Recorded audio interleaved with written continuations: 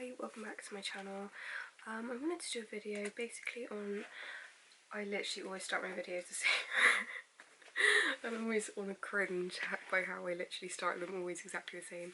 But I wanted to do a video on basically how your core beliefs, values and hope can be destroyed from childhood adversity, be that in a family, be that bullying. I believe I had both. I definitely had bullying experiences, with any sort of, and how that can affect like long term potentially, like goals in life, and how they can be impeded by sort of like diminishment of your sort of way you are and what you sort of want to achieve, and that's sort of like degraded by the destructive person, and that can sort of resonate and continue and help you build negative, unhealthy patterns that you might then sort of take on yourself. Even if that's not something that you obviously want to do. I don't think anyone wants to build negative patterns. With anything like this, my tactic I want to just bring in is that I always try and give something to God. If I notice something, I'm trying really hard to work on at the moment my broken consciousness, as I put it, which is not a sense of mental health illness. It's more a sense of your brain is so clever and looks after yourself in really impressive ways, and will basically do a lot of things, create cognitive dissonance. I've done videos on cognitive dissonance in the past, and people talk about it as a bad thing, and being awake to stuff, it means that you can break the cognitive dissonance, but in the moment, if you feel threatened, your brain is very clever and will create cognitive dissonance. It will create like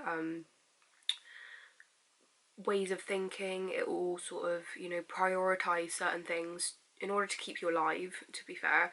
So your brain is so clever, and I'm sort of forgiving myself for past sort of like what I would perceive as maybe having a bad time through faults that weren't my own, and maybe not coping well with the situation, but realizing like obviously there's always a reason for everything. I've never been like, oh, there's something wrong with me intrinsically, but it's like you realise your brain was just working to try and protect you, and it was trying to do its job, So anyway, I had an experience with bullying in school, where it just apparently it can build core beliefs about yourself and values about yourself, in terms of, you could build a belief that I wrote down when I was discussing my core values recently, like one of them was like, I thought I was ugly. That's like a core value, like a very deep sort of thing that you'd subconsciously tell yourself without even realising. And I was like, okay, no, that's probably projected on me by someone that had an ugly inner self and sort of like tried to arouse that in me, or like project that onto me or something. So I don't think I'm an ugly person. I think I'm a beautiful person. Obviously we've all got our downsides, but I wouldn't say I'm an ugly person. I'm definitely not.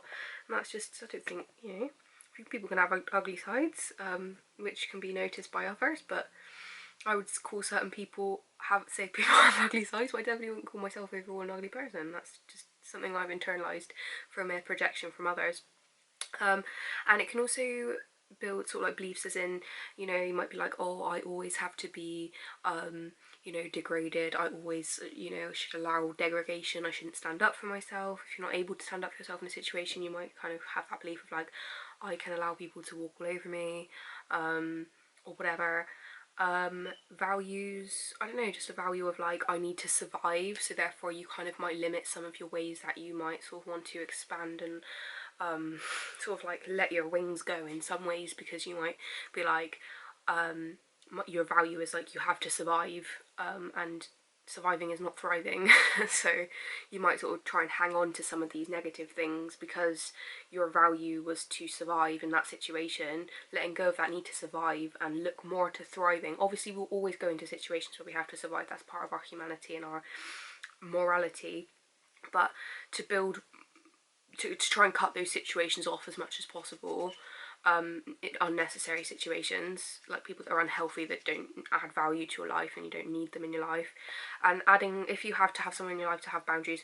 I'm kind of digressing, I've done different videos on this, I'm going to try and keep to topic, but yeah, these people can also simultaneously destroy hope for future goals, future situations that you might sort of like be wanting to go towards. It might just sort of diminish hope in that moment, and then sort of create maybe a belief that all my hopes will be diminished eventually because, you know, they were diminished in that moment. It has that residual fear, and fear is the gateway to demonic stuff, if you ask me. You know, being scared of something. God doesn't give us the power of fear. He gives us the power of what is it? He gives us love and strength, and he doesn't give us the power of, he doesn't give us fear. We need to fear God. That's something anyway, again, let's not get off topic.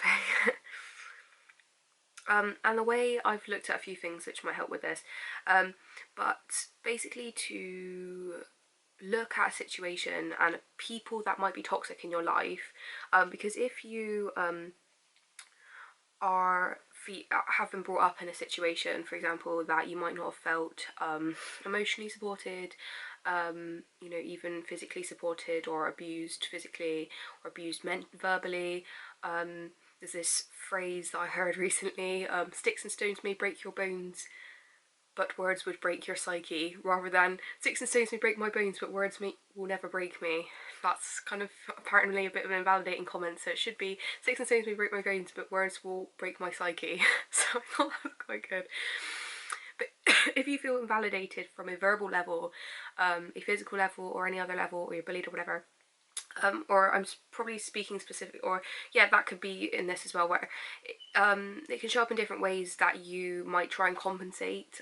I've discussed in the past how your ego tries to compensate for inadequacies or poor, you know, bad experiences that it's trying to struggle with, to find a resolution to fit that ego need. So if your ego need's not being met by a parent, or, you know, a social group that you're having issues with or whatever, you might work extra hard in a school environment to maybe get that validation from a teacher, for example, or whatever, and that can then turn unhealthy. I know some people, even that I've seen myself, look so hard for validation in even social relationships that it's like, maybe, I think we've all done it to an extent, but it's when people get unhealthy about it, where they're like, if I can get this, it's the type of friendship where it's like you chase someone that doesn't like you, because you're like, if that person will like me, then I'm loved, kind of thing. And that's where it can get neurotic and sort of not very constructive, and also just bad for your psyche and bad for people around you. So for me, I definitely think this shows up in a work environment, because the belief then was built that if I was excelling and everyone thinks I'm great, I'll be loved, cared for, and that's not really the place of work. I think school has a duty of care, but it doesn't have the ability to parent each child to the extent that they need. Just from a level of, like, you know, teachers aren't your parents, they're your teachers, and you can get really supportive school environments. I think I was lucky that I did have that, I think. But I at one point did resent school for sort of like not looking after my needs enough, but the fact is they weren't supposed to have the whole job of parenting me, so I can't like get really angry about that. That's something else. But to look at what you need, what your values are, what your intentions are, and how you want to feel in a relationship or in a job, or just in any situation that you might feel you're sort of going the wrong way about. I don't want to ramble too much if I'm starting to like just say a lot of words. I also noticed that this showed up for me though in passive aggression, because apparently people, it depends how you swing. People can swing so many different ways from abuse. Some people can, you know, really introvert, or, you know, just keep themselves to themselves, withdraw. For me, I feel like passive aggression was something that showed up for me, or maybe, I think, to be fair, I think I was probably, was I passive aggressive or was I withdrawing? I don't know, but I reckon obviously, when you look at childhood issues, it can show up in so many different ways, and I think it's shown up for me in relationships in certain ways, where if you feel that you're not basically emotionally validated as a child, you might then bring that into an adult relationship, and instead of venting your emotions, you might basically just say, you know, you might hold back your emotions and sort of sulk or whatever, or, you know, or you might just be passive aggressive. There's just so many ways it can come out, and it can come out in romantic relationships in that way. In terms of habits then, we all have habits. Something occurred to me in that I always feel like we go through different seasons, and there's so much uncertainty in the world over the last couple of years with, you know, everything that's gone on in the world and stuff. But it occurred to me that I've realised that everything's always fine in the end, and I've spoken about that in other videos, in terms of, I feel like God has his hand over all of us.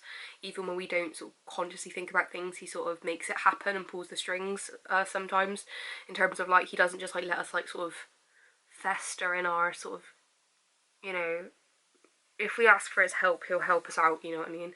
And also he does tend to help us out even if we're not asking for his help. He blesses, what is that phrase? He blesses the wicked. Even the wicked he blesses, so there we go. Why we all have habits, we all have ruminations, we all have positive and negative things in our life, because one thing I've tried to let go in 2020 and 2021 is toxic positivity and sort of basically the need for everything to not be negative. And I think this wasn't something that came from me. I think I was brought up around that idea of toxic positivity and, you know, trying to look at things in a certain way, and I definitely think it's unhealthy in a variety of different ways, and just not striving for every way possible to be positive, and acceptance of the negative, and how the negative can veer you in a way that's healthy. In terms of, if you have a negative emotion towards something, it's probably that you're not sort of, you shouldn't be doing that all the time, and changing and adapting through life is kind of what life is about. And also how, I feel like I'm shoving so much meat in this video. I love it. I'm going to try not to be too wordy. Another train of thought that I came across was how childhood neglect can cause a mindset of being over vigilant, worried about the outcome as you weren't served as a child, in terms of it's self-explanatory, like, you know, we all have aspects of childhood and life that are challenging. I can't go into what God's purpose is and why this has happened, but I feel like,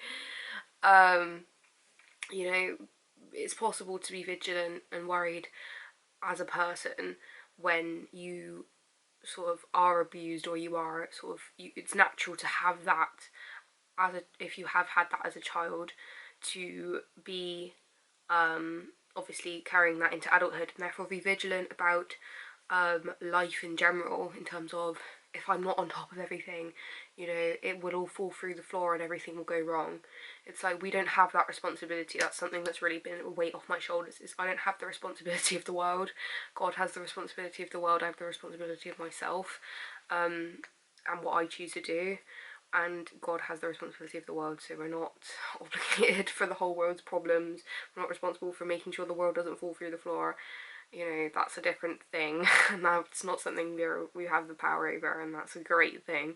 That was something I thought about, and I think it almost gave me like a lack of happiness, because I was like, oh no, like, I can't, like, you know, change the world or whatever. But it's like, I mean, I can change the world, but it's a case of like, you know, you can't control other people. Anyway, so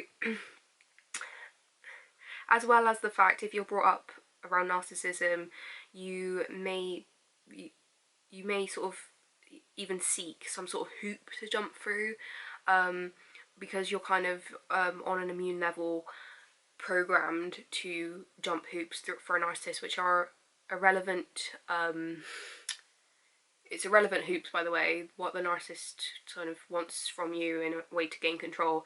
It's irrelevant to your life, and it really isn't a frame you should be measuring yourself to. It's something that you should be like, okay, that's your problem, that's not my problem. Like, you shouldn't measure yourself to that, and it should be disregarded. Once you can recognise these patterns, that will set you free from that kind of a person. Because the way free will works is that we all have free will, we all have choices. No one owns you, not a parent, not a friend, not a partner. They don't own you. God made us. We are made in the image of God. And other people, if they're trying to control you or drag you down, it's a demonic influence. I'm not saying like everyone has their bad sides. I'm not saying like anyone who ever says anything controlling or whatever is bad and should be cut off. But I'm saying that shouldn't be tolerated in a human level, in my experience. Like, obviously, there's always authority in terms of certain situations. You have bosses. Anyway, let's not digress further. So chatty today. And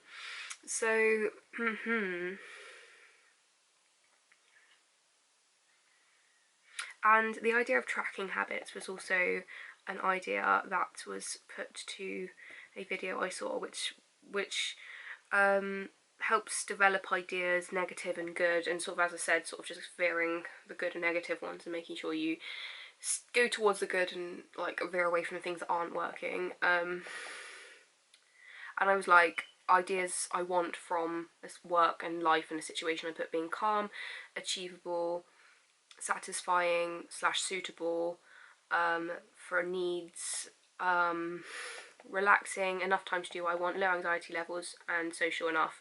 So I think it was the idea of like, when you have a habit, you can, like, habits are created, so just as negative habits can be created, you can create good habits and good values and good beliefs and create hope for yourself, rather than obviously other people can take that away from you.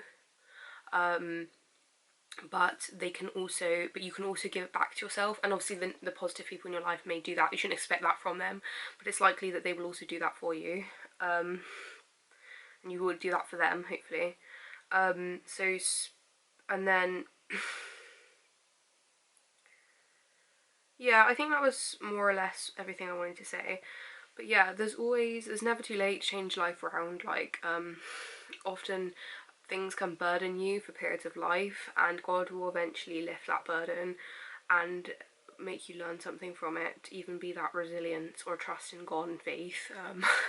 I honestly couldn't say what God's rule for your life is right now and his purpose, because I have no fucking clue. But at the same time, we all have a life path, and your trauma will make you who you are. And even though that sounds a bit of a romanticised version of trying to live in crap, it's definitely not the case. But I saw it on a Drew Barrymore documentary, so we're going to tuck it in there anyway. Live good, strong lives. You're a good, powerful person. Don't let people walk all over you. Goodbye.